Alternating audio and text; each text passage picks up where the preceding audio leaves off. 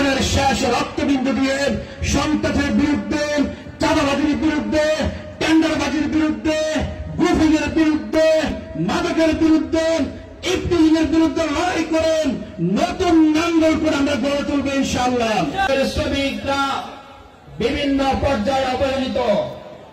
এদেশের উন্নয়নে, রেমিটেন্স আহরণে, ইমারত নির্মাণে, রাস্তাঘাট নির্মাণে, কৃষিকাজে, দেশের সমৃদ্ধিতে যে শ্রেণীর মানুষের সবচেয়ে বেশি অবদান, তারা হচ্ছে আমার প্রিয় শ্রমিক ভাইরা, ঠিক কিনা?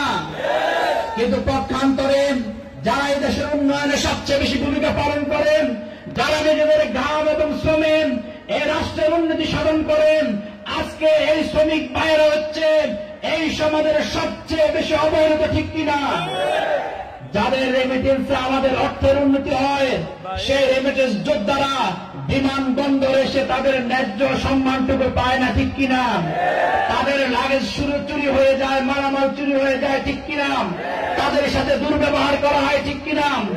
আজকে গার্মেন্টস গুলোতে মালিকরা দেখা যায় শ্রমিকের ন্যায্য মূল্য, তাদের বেতন ভাতা পরিশোধ না করেন নিজের আখের গুছিয়ে দিনের পর দিন তারা অট্টালিকার পাহাড় গুনছে, আর আমার শ্রমিক ভাই এবং বোনেরা না খেয়ে দুঃখে দুঃখে মরছে, ঠিক কিনা?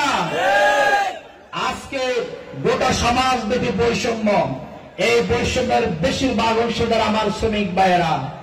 আজকে শ্রমিক কল্যাণ ফেডারেশন শ্রমিক সমাজের মুক্তির কল্পে, অধিকার নিশ্চিতে, বেতন ভাতা নিশ্চিতে, তাদের ন্যায্য মজুরি নিশ্চিতে দুর্বার আন্দোলন করে যাচ্ছেন। আজকে নাঙ্গলকোটের এই লক্ষ লক্ষ জনতার সামনে আমরা বলতে চাই, শ্রমিক কল্যাণ ফেডারেশন যদি ভালোভাবে ভূমিকা পালন করতে পারে, প্রত্যেক শ্রমিককে সাথে যদি কাজ করতে পারে, আগামী দিনে শ্রমিকদেরকে রক্তচক্ষু দেখানোর মতো কোনো শক্তি থাকবে না, ঠিক কিনা? একটি বিষয় আমাদের মনে রাখতে হবে, বৈষম্য মুক্ত সমাজ পেতে হলেন রাসূল করিম সাল্লাল্লাহু আলাইহি ওয়াসাল্লাম যে সমাজ প্রতিষ্ঠা করে গিয়েছিলেন, খোলাফায়ে রাশিদুন যে সমাজের আদর্শের মডেল আমাদের সামনে উপস্থাপন করেছিলেন, সেই সমাজ ছাড়া কখনো বৈষম্য মুক্ত সমাজ পাওয়া যাবে না, শ্রমিকরাও তাদের কখনো অধিকার ফিরে পাবে না। আজকে আমাদের সমাজে ওই রকম রাষ্ট্রনায়ক প্রয়োজন, যে রাষ্ট্রনায়ক চিৎকার করে বলেছিলেন, পোড়াতের তীরে যদি একটি কুকুরও না খেয়ে মারা যায়, কালকে আমাদের মনেদের আমাকে জবাবদিহি করতে হবে। আজকে আমাদের সবচেয়ে বড় দুর্ভাগ্য, এই দেশের সম্পদ আছেন, এই দেশের শ্রমিক আছেন, এই দেশের মানুষ আছে, খনিজ সম্পদ, অর্থ সম্পদ, তেল সম্পদ, সকল সম্পদ থাকার পরেও এই সম্পদকে লুটপাট করে, অর্থ পাচার করে আমাদের সম্ভাবনাকে দুঃসাথে পরিণত করেছে, ঠিক কিনা?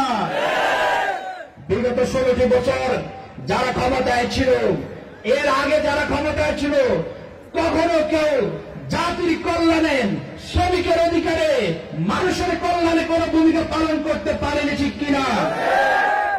এজন্য আজকে নতুন করে স্লোগান উঠেছে জনগণের মনে।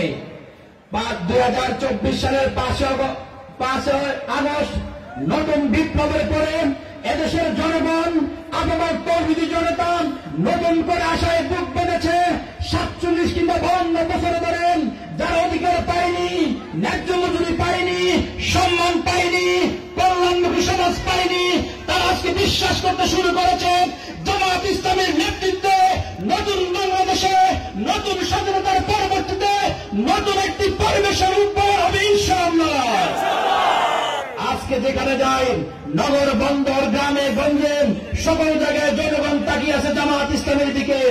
আজকে নাঙ্গলকোটের লক্ষ লক্ষ শ্রমিক জনতার সামনে পেশ করতে চাই, আগামী দিনে যদি নতুন করে সুষ্ঠু নির্বাচন হয়, আমরা কি জামায়াত ইসলামীকে নতুন করে নেতৃত্ব নিয়ে আসতে চাই কিনা? আমরা বলতে থাকতে চাই না, ঠিক কিনা?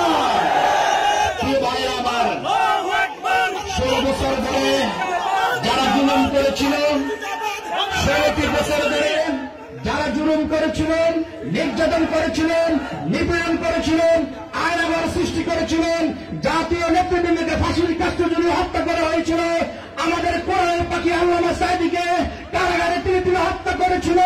সর্বশেষ জামায়াত ইসলামী ছাত্র শিবিরকে নিষিদ্ধ করার মাধ্যমে তারা ভেবেছিলেন এই ময়দান থেকে, সবুজ ভূমি থেকে ইসলামী আন্দোলনের মূলোৎপাটন করবেন, কিন্তু আল্লাহর মেহেরবানি যারা আমাদেরকে নিষিদ্ধ করেছিল, মাত্র 3 থেকে 4 দিনের